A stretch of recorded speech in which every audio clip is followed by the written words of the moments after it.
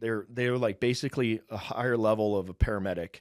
I think the only thing that they're not able to do is a prescription drugs. Special Amphibious Reconnaissance Corpsman. Yeah, there you go. Okay. And there's Doc Fish. I remember Doc Fish. He was old dude, strong as an ox. He was a Navy diver, and really? and obviously a Marine Corps. He gone through all the basic reconnaissance stuff. He's a stud. Yeah. And he was running out the door, just like all of us, excited for our opportunity to give back some love that was being received from the enemy.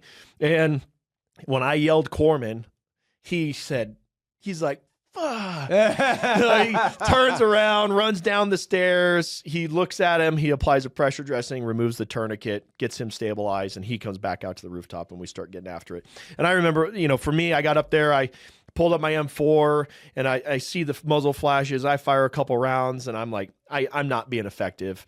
So the saw gunner was next to me and there were some binos down at his feet that he was using beforehand. And so I grabbed the binos and I said, hey man, get up here next to me. I said, well, I'll walk you in. So I just basically got him walked in onto the rate of those muzzle flashes, and we were able to suppress everything. Yeah. So that was the end of that conflict.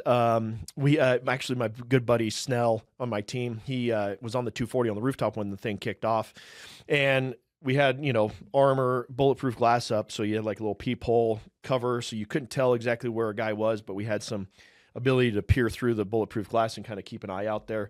Well, he got that 240 up there and he started ripping rounds right when the conflict kicked off against him.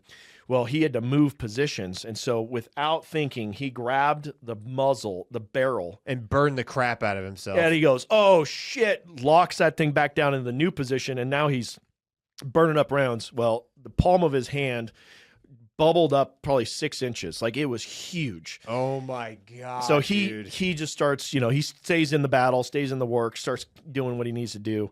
But we actually had to airlift him out because he was combat ineffective. I mean, he literally had a mushroom hand. Like, it was just so swollen. It was gross. I can't imagine. He grabbed the barrel because he was like probably just not thinking. No, he was like, I got to move this thing over there. And so he just picked it up, and then he was like, oh shit, that was oops. Oops, there's a handle for a good reason. There's a big oops. Yeah. So you want to kind of like carry it from other spots. I mean, this is like, I'm sure that's probably if there's a name for it, it's been done before. Yes. So there's probably like dozens, if not hundreds, of other people that did that before him and probably will do it again in the future.